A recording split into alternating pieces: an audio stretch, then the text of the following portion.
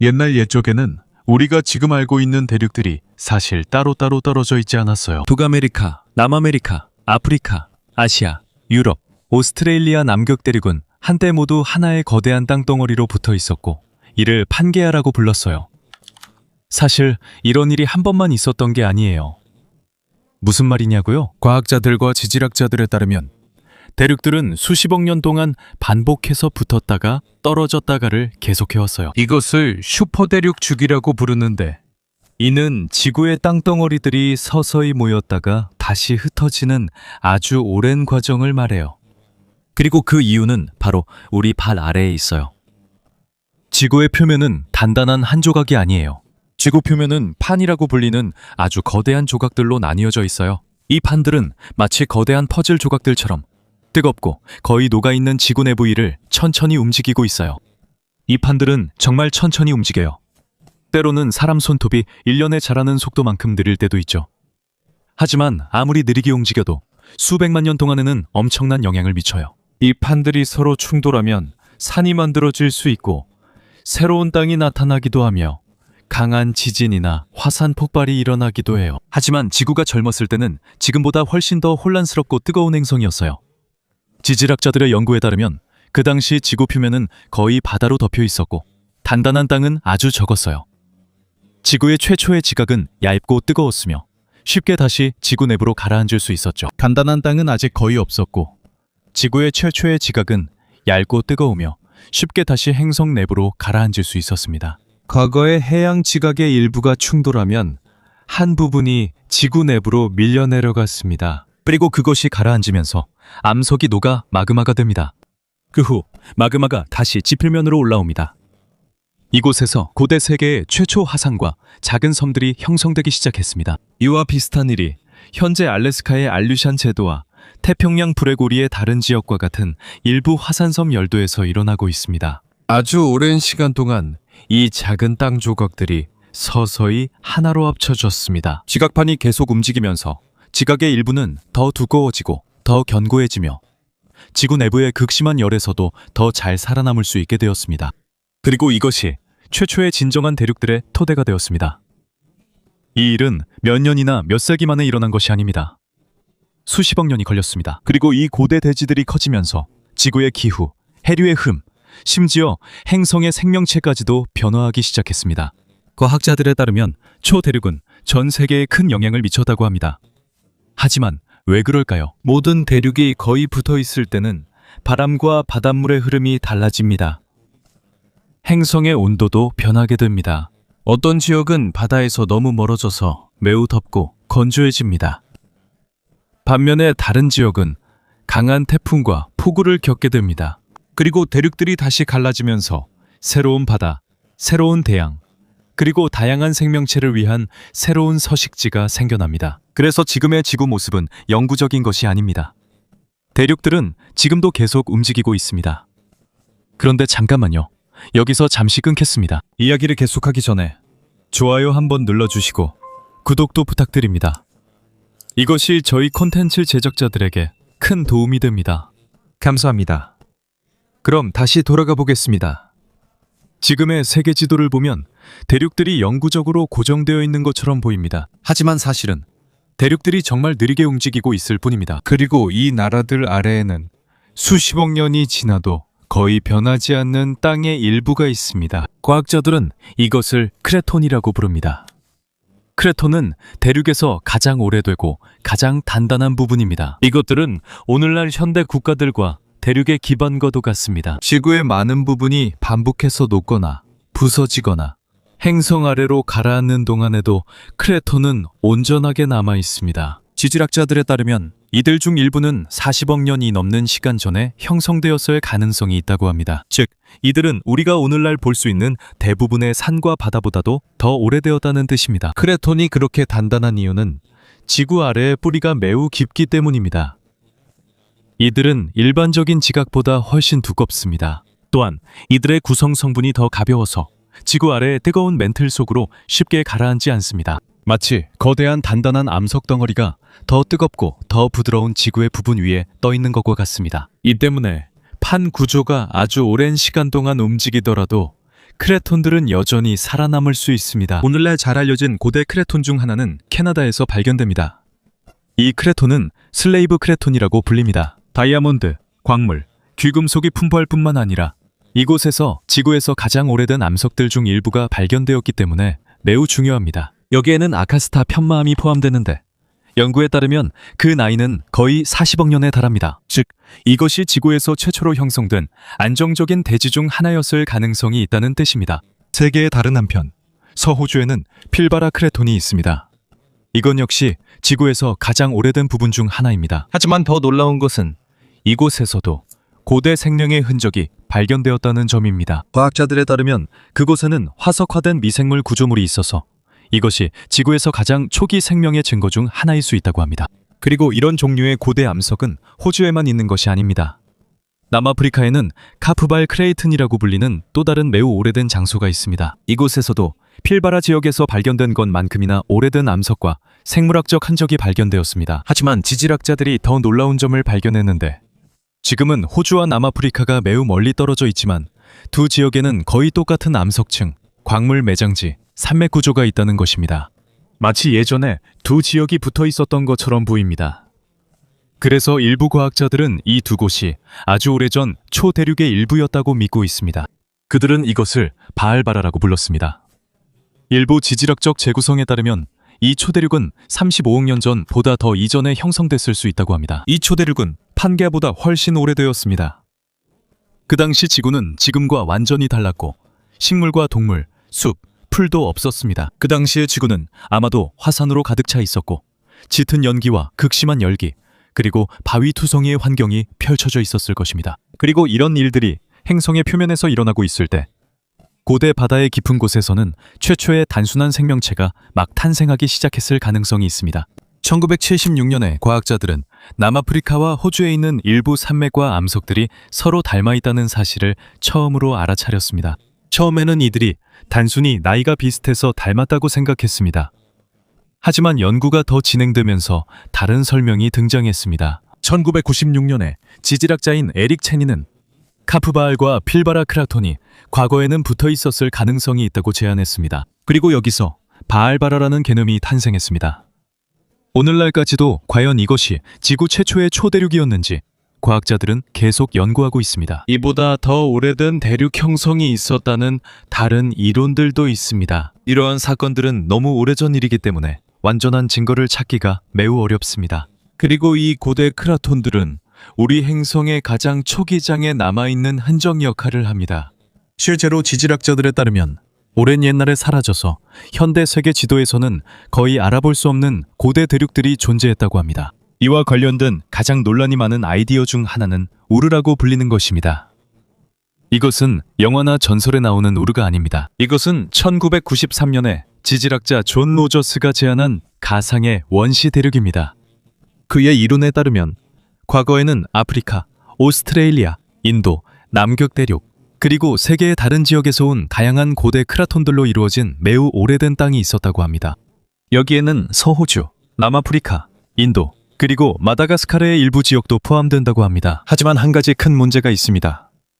모든 과학자들이 이 고대 세계의 모습에 동의하는 것은 아닙니다. 왜냐하면 일부 연구자들은 남아프리카와 호주의 일부가 과거에 발바라라는 초대륙에서 서로 붙어 있었다고 믿기 때문입니다. 하지만 로저스 우르 재구성에서는 그 지역들이 멀리 떨어져 고대 대륙의 다른 부분에 위치합니다. 즉, 이 두 모델이 동시에 모두 맞을 수는 없다는 뜻입니다. 지금까지도 과학자들 사이에서 이 문제는 계속 논쟁 중입니다. 그리고 이 사건들이 너무 오래전에 일어났기 때문에 완벽한 증거를 찾는 것은 정말 어렵습니다. 지구의 많은 고대 암석들은 판구조론 활동 때문에 오랜 시간 전에 이미 사라지거나 녹아버리거나 행성 아래로 가라앉아 버렸습니다. 하지만 최초의 대륙들이 정확히 어떻게 생겼는지는 아직 확실하지 않지만 연구를 통해 몇 가지는 분명해졌습니다. 당시 지구 표면에는 생명체가 거의 없었고 매우 뜨겁고 화산이 많았으며 대기는 두꺼운 연기로 뒤덮여 있었습니다. 그리고 대부분의 땅은 돌과 건조한 환경뿐이었습니다. 이 중 일부 고대 땅은 적도 근처에 위치했을 수 있습니다. 당시엔 탄 구조 운동이 더 활발했기 때문입니다. 시간이 지나면서 지구는 변하기 시작했고 행성의 지각이 서서히 식기 시작했습니다. 이로 인해 이전보다 더 큰 대륙들이 형성될 수 있게 되었습니다. 지질학자들에 따르면 약 30억 년 전쯤에 세계 각지에 다양한 크레톤들이 모이기 시작했다고 합니다. 여기에는 북아메리카의 몇몇 고대 지역도 포함되어 있습니다. 그중 가장 중요한 추가 부분 중 하나는 캐나다의 슬레이브 크레톤이었습니다. 그 후 유럽과 북아메리카의 다른 고대 지역들도 점차 합쳐지게 되었습니다. 이 크레톤들이 충돌하면서 거대한 산맥, 단층선, 그리고 화산지대가 형성되었습니다. 느리지만 강력한 거대한 땅덩어리들의 충돌 같았고, 이 일련의 충돌 끝에 가장 중요한 것이 형성되었습니다. 지구 최초의 진정한 초대륙이었습니다. 과학자들은 이것을 캐노를랜드라고 불렀습니다. 일부 지질학적 재구성에 따르면 캐노를랜드는 그 당시 지구에 존재하던 가용한 육지의 대부분을 차지했을 가능성이 있다고 합니다. 이것은 오늘날 대부분의 현대 대륙보다도 더 컸습니다. 여기에는 북아메리카, 그린란드, 스칸디나비아, 그리고 아시아의 일부 고대 지역들이 포함되어 있었다고 합니다. 수많은 크레톤들이 충돌했기 때문에 이 초대륙에서는 화산 활동과 산맥 형성도 활발하게 일어났습니다. 그리고 그 일이 일어나는 동안 지구에는 또 다른 변화가 있었습니다. 바다에서 단순한 생명체들이 점점 늘어나기 시작했지만 아직 물고기나 동물은 아니었습니다. 이들 대부분은 얕은 물에서 사는 미생물과 박테리아였습니다. 하지만 그때는 단순한 생명체만 있었음에도 불구하고 그들은 행성의 변화에 바로 영향을 받았습니다. 캐노를랜드가 너무 거대했기 때문에 지구의 바람과 바다의 흐름이 달라졌습니다. 바다의 일부 지역은 더 차가워졌고 또 다른 곳은 단순한 생명체들이 살기 힘든 환경이 되었습니다. 그리고 아주 오랜 시간이 지난 후 캐노를랜드가 갈라지기 시작했습니다. 과학자들에 따르면 지구 내부가 계속 변하면서 지각 운동이 더 활발해졌습니다. 슈퍼대륙에는 점점 더 큰 균열이 생기기 시작했습니다. 그 부분들이 갈라지면서 새로운 바다가 형성되기 시작했습니다.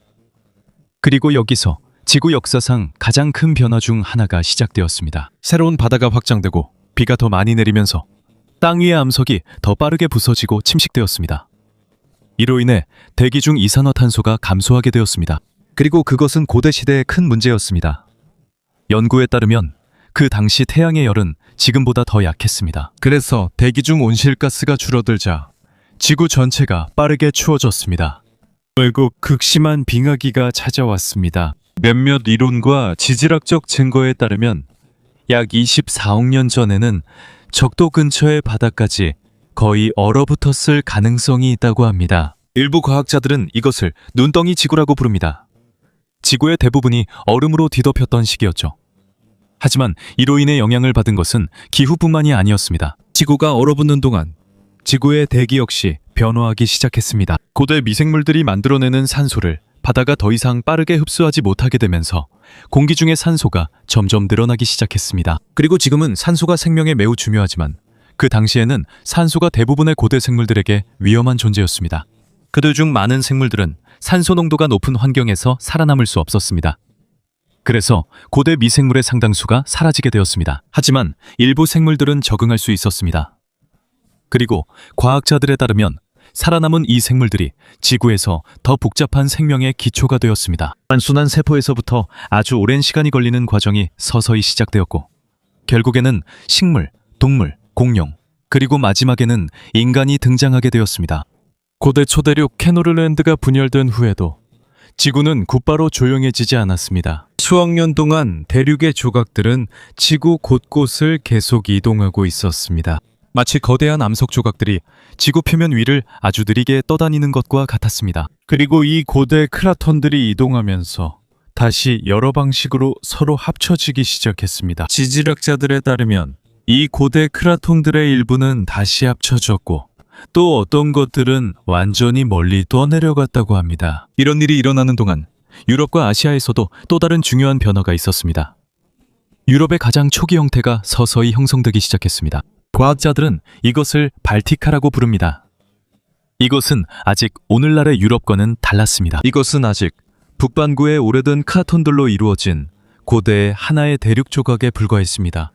이와 동시에 다른 대륙 조각들도 더 추운 지역으로 이동하고 있었습니다. 그곳에서 그들은 시베리아, 그린란드, 유럽에서 온 다른 고대 대륙들과 마주쳤습니다. 그리고 이들이 모두 합쳐지면서 아르크티카라고 불리는 차갑고 아주 오래된 원시 대륙이 형성되었습니다. 네, 북극이라는 이름과 거의 비슷하죠? 몇몇 재구성에 따르면 이 대륙은 예전에 지구의 고위도, 즉 더 추운 지역에 있었을 가능성이 있다고 합니다. 하지만 대륙들의 충돌은 거기서 끝나지 않았습니다. 지각판이 계속 움직이면서 아르크티카, 발티카, 그리고 고대 북아메리카의 일부가 서로 붙기 시작했습니다. 그리고 여기서 네나라고 불리는 더 큰 대륙 집단이 형성되었습니다. 이 이름은 북유럽과 북아메리카의 조합을 의미합니다. 여기에는 당시 현대의 핀란드, 스웨덴, 러시아, 캐나다, 그린란드, 그리고 미국의 일부가 포함되어 있었다고 합니다. 이 고대 대륙들이 서로 충돌하면서 다시 한번 거대한 산맥과 화산지대가 형성되었습니다. 하지만 네나가 아무리 커도 이것이 다음 진정한 초대륙은 아니었습니다. 지구의 반대편에서는 또 다른 거대한 크레톤 집단이 모이기 시작했습니다. 이것이 바로 아틀란티카입니다. 지질학자들에 따르면 이곳에서 남아메리카의 최초 핵심이 형성되기 시작했고 아프리카 일부도 마찬가지였습니다. 여기에는 브라질, 콩고, 그리고 현대의 서아프리카의 기초가 될 고대 크레톤들이 포함되어 있습니다. 남반구에서 아틀란티카가 조용히 형성되는 동안 북반구에서는 NENA가 계속해서 성장하고 있었습니다.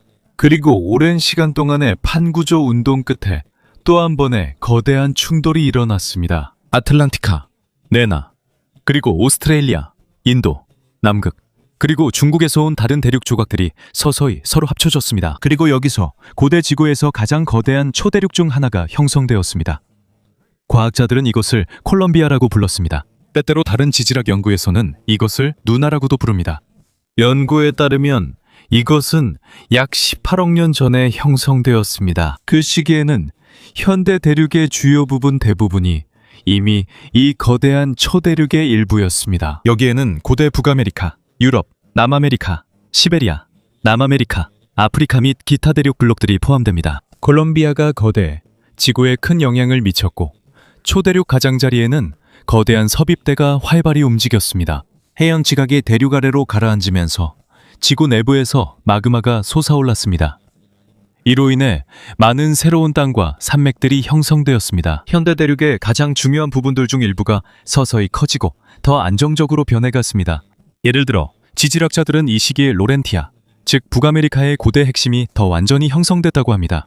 이와 동시에 발티카, 시베리아, 아마조니아, 콩고 칼라하리와 같은 고대 대륙들의 형성도 더욱 뚜렷해졌습니다. 하지만 이전의 초대륙들과 마찬가지로 콜롬비아도 영구적이지 않았습니다. 시간이 흐르면서 그 안에 다시 큰 균열이 생기기 시작했습니다. 판구조 운동이 초대륙의 서로 다른 부분을 서서히 끌어당기기 시작했습니다.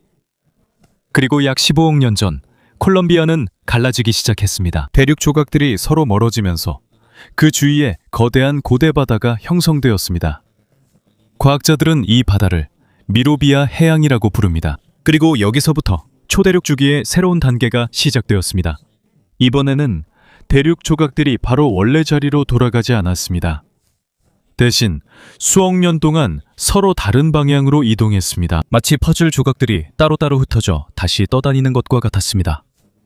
하지만 그들이 멀리 떨어져 있어도 이야기는 아직 끝나지 않았습니다. 왜냐하면 결국 그들은 다시 모여 또 하나의 거대한 초대륙을 형성하게 될 것이기 때문입니다. 그리고 지구가 다음으로 맞이할 곳은 로디니아라고 불리는 고대의 세계입니다. 지구 역사상 정말 중요한 초대륙이 있다면 그중 하나가 바로 로디니아입니다. 과학자들에 따르면 로디니아는 나중에 판게아의 형성으로 이어지는 가장 뚜렷한 고대 세계의 원형 중 하나입니다. 실제로 로디니아라는 이름이 공식적으로 사용되기 전 1970년대에는 일부 지질학자들이 이 대륙을 판게아 일라고 불렀습니다.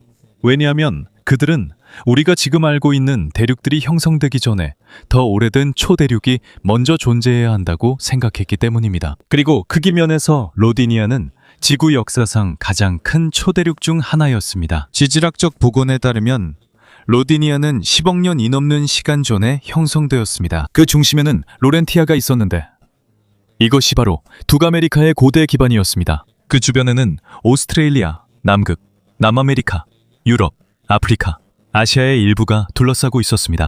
즉, 오늘날의 주요 대륙 대부분이 한때 하나의 거대한 대지의 일부였다는 뜻입니다. 그리고 이러한 대륙 블록들이 충돌하면서 고대 지구에서 가장 큰 산맥들 중 일부가 형성되었습니다. 지질학자들에 따르면 이 충돌을 견뎌낸 일부 고대 암석들은 오늘날에도 북아메리카와 유럽에서 여전히 볼 수 있습니다. 당시의 판구조 충돌이 얼마나 강력했는지를 보여주는 증거로 바위와 산맥 지형들이 남아 있습니다. 하지만 로디니아는 이전의 초대륙들과는 달랐습니다. 왜냐하면 초기 초대륙들에서는 지구에 거의 화산, 바위, 그리고 단순한 미생물들만 존재했기 때문입니다. 하지만 로디니아 시대에는 생명이 점점 더 복잡해지기 시작했습니다. 주류와 곰팡이가 서서히 퍼지기 시작했죠. 얕고 스포동한 땅에서 말이죠. 아직 현대의 숲처럼 되지는 않았습니다. 땅에는 나무나 동물이 없었죠. 하지만 이것은 지구 생명체에게 큰 도약이었습니다. 즉, 대륙들이 움직이고 충돌하면서 지구의 생태계도 서서히 변하고 있다는 뜻입니다. 하지만 다른 초대륙들처럼 로디니아도 영구적이지 않았습니다. 과학자들에 따르면 약 8억 5천만 년 전의 일입니다. 로디니아는 아래쪽에서부터 갈라지기 시작했습니다. 지구 깊은 곳에서 뜨거운 멘틀 물질이 대규모로 상승했을 가능성이 있습니다. 지질학자들은 이것을 슈퍼플룸이라고 부릅니다.